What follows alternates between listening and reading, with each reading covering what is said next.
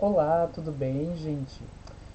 O conteúdo desta semana é uma continuação do conteúdo da semana passada, mas com algumas outras especificações sobre o diário, que é um dos gêneros textuais mais utilizados até hoje. Lembrando então, diário ele é um tipo de texto que ele tem certas características formais, ou seja, quanto à forma deles, como é que ele se apresenta, e também ele tem um certo objetivo, qual é?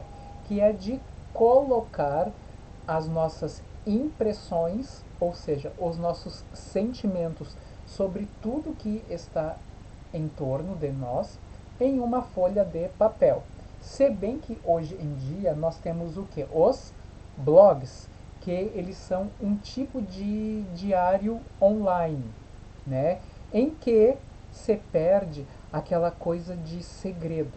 Porque quando tu pões algo no blog, tu queres que assim, né, o máximo de pessoas leia isso, não é? Então, no nosso material desta semana, que vocês estão aí vendo na tela, nós vamos dar uma especificada maior nesse tipo de gênero textual diário. Então, os textos a que geralmente nós chamamos de diários, eles têm certas características. Ele tem o que? A característica diária, ou seja, todos os diários buscam o que? Colocar dia após dia na vida de uma pessoa, né? Às vezes nós estamos sem paciência alguma para pôr algo ali no papel. Então vai lá e fala: diário, hoje eu não quero escrever nada, mas sempre pondo isso no papel. Ó, trazem a data em que cada relato, ou seja, em que cada situação foi escrita. E então, diário muitas vezes traz esse tipo de elemento aqui, que é o vocativo. O que é o vocativo? É o chamamento em um texto ou em uma frase. Como por exemplo, nós em casa estamos aqui no quarto e aí a mãe fala: Fulano, vírgula, venha comer. Então, essa parte, né, fulano, que chama alguém para algo que uma outra pessoa quer falar, isso é o vocativo. E cuidado sempre, vocativo sempre se separa por vírgula.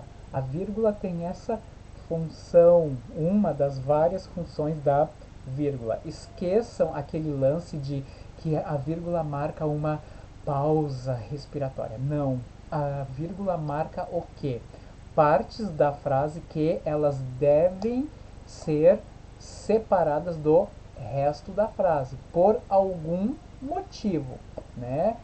Então, nesse caso aí, o vocativo, né, que é aquele chamamento, serve para destacar essa parte do resto da frase. Porque vocativo ele só serve o quê? Para chamar a atenção do nosso ouvinte ou também leitor. Tranquilo? Outra característica desse tipo de texto chamado diário. Ele é um texto feito em primeira pessoa, no eu. Por causa disso que ele é intimista, né? Um texto ele é intimista quando mostra as coisas próprias de quem está escrevendo, né? De quem está narrando, né? A linguagem é informal. O que é uma linguagem informal? Aquela linguagem que é mais relaxada, entre aspas, quanto à gramática, ou seja, aquela forma de se comunicar entre nós e os amigos, entre nós e os pais, né? Não é aquela linguagem em que nós colocamos todos os s's, todas as pausas, todos os verbos muito bem conjugados. Isso aí é a norma culta. Agora, quando a gente fala linguagem informal, nós queremos falar, né, em que? No tom coloquial. Então, o Coloquial, ele é o quê? Aquele tipo de uso da língua sem muito apreço às regras gramaticais, né? Que é aquela linguagem mais solta, mais espontânea. Então, aqui há dois trechos de um mesmo diário e aí tem os exercícios. Vamos lê-los então. Esses dois trechos são desse livro que está aqui no canto, ó, A Agenda de Carol, que é um que ele é um livro infanto-juvenil, ou seja, lá pela faixa dos 10 aos 15 anos, né? Ó, março 11, segunda-feira, ó, tá ali a data. Nessa página não temos o vocativo, né? Não temos o chamamento, mas caso vocês façam os seus diários, vocês podem colocar assim, ó, querido diário, logo depois da data, né? Em uma outra linha abaixo, aí põe, né? Querido diário e manda ver no texto. Ó, hoje foi fogo. Isso aí é o que? A marca da linguagem informal. Porque tu fala fogo nesse sentido de que algo foi complicado quando tu estás em uma conversa com pessoas íntimas ou também da tua mesma faixa etária, ou seja, da tua mesma idade. Depois da aula de educação física, os meninos ficaram com um cheiro horrível. E como a aula termina na mesma hora e vai todo mundo para o bebedouro e pro vestiário junto, dá vontade de morrer. Todos suados e aquele cheiro fortíssimo. E isso tem acontecido de uns tempos para cá. Antes não era assim. A gente brincava, corria, suava e não tinha cheiro. Será que é por causa dos pelinhos que estão nascendo em todo mundo? Mas, se for, bem que a galera podia usar um desodorante básico, né? Ó, essa parte, né? Isso também é uma das características do que? É da linguagem informal. Ia facilitar a vida da gente. O João Ameba, então, não dá nem para comentar. O cara corre igual a um louco, chega ao final com a camisa molhada. Sem brincadeira, não dá para chegar perto dele. Não sei como a professora aguenta. Eu, então, odeio gente fedorenta. O cara não se manca. Eu sei que eu não tenho esse cheiro horrível. Já, já fiz o teste em mim. Um dia, no vestiário, bem escondido, levantei e cheirei bem debaixo do meu braço. Estava tudo em ordem. Ai, mas tem horas que eu queria ficar congelada no tempo, porque dentro de mim está tudo cada vez mais estranho. No meu corpo, na minha cabeça. Quer saber, diário? Pelo menos essa história de cheiro eu vou resolver agora mesmo. Manhê!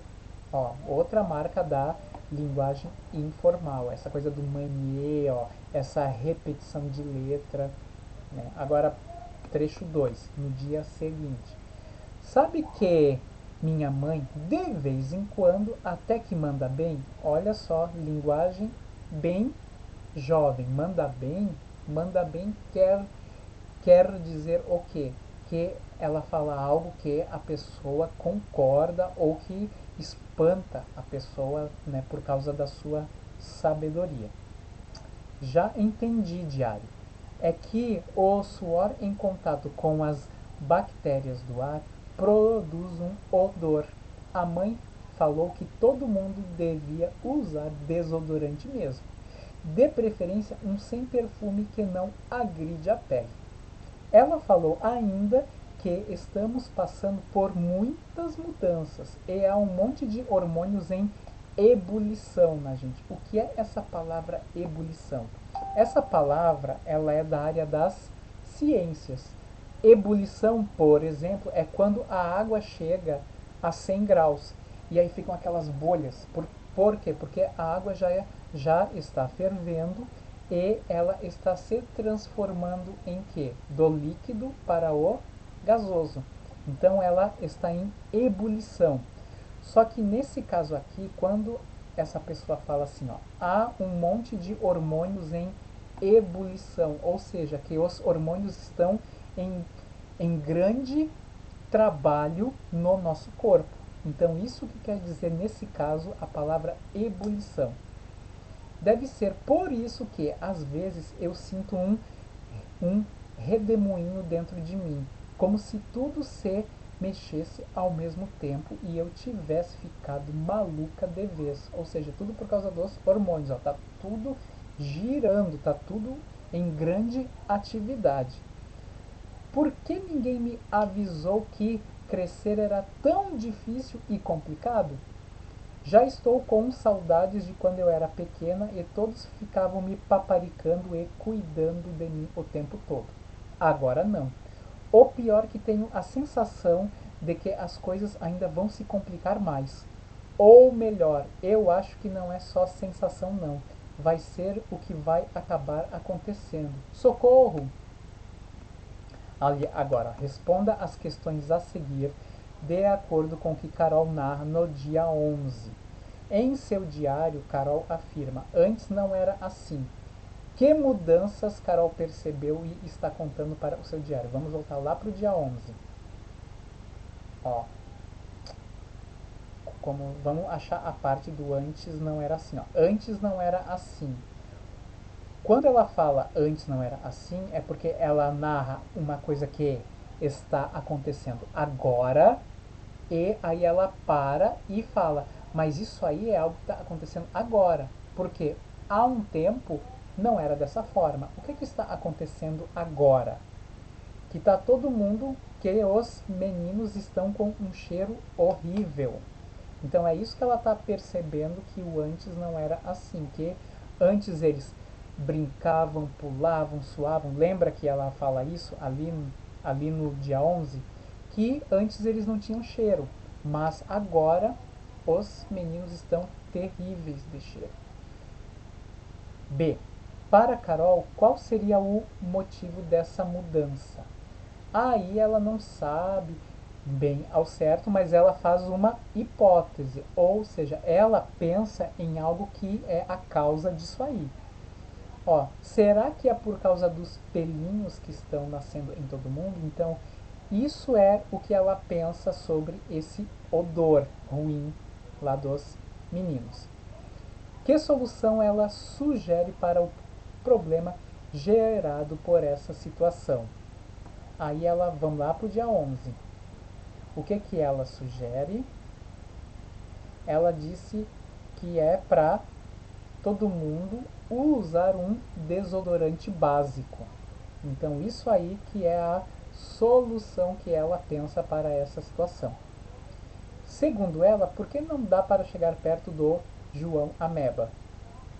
Do João Ameba, por quê? Porque ele corre feito um louco e a camiseta dele fica molhada de suor, tá? Ali e ela também não sabe como é que a professora suporta esse cheiro forte desse garoto. Como Carol se sente em relação a essa e a outras mudanças? Tudo lá no dia 11 ainda, né? Ó, ai, mas tem horas que eu queria ficar congelada no tempo, ou seja, um tempo anterior em que tudo era mais fácil para ela. Porque dentro de mim está tudo cada vez mais estranho, no meu corpo, na minha cabeça. Então é isso que ela está pensando, né? Como Carol se sente em relação. Ela acha tudo isso estranho, que ela sente vontade de voltar no tempo.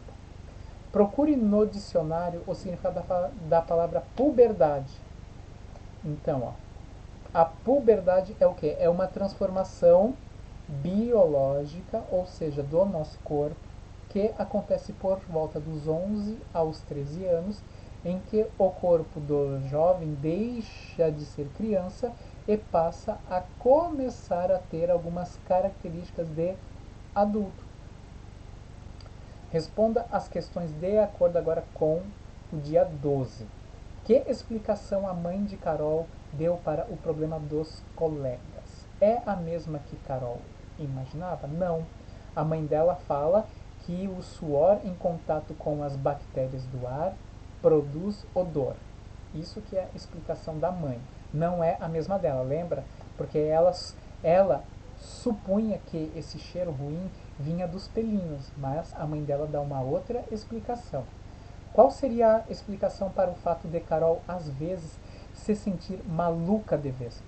Observe o significado da palavra puberdade para responder a essa situação. Então, a explicação para ela se sentir maluca de vez, quando ela sente um redemoinho dentro dela, deve ser por causa do monte de hormônios em ebulição, aquela coisa que está em grande atividade. Né? 3. Escreva um diálogo mostrando como pode ter sido a conversa entre Carol e a mãe. Aí é trabalho individual e também pessoal de vocês. Não se esqueça da pontuação. Quando a gente vai introduzir uma fala, nós utilizamos aqueles verbos chamados dicende, que é verbos de dizer. Por exemplo, a mãe falou, dois pontos, nova linha, travessão. Bem, vírgula, minha filha, vírgula. O suor em contato com as bactérias do ar produz odor. Vocês viram?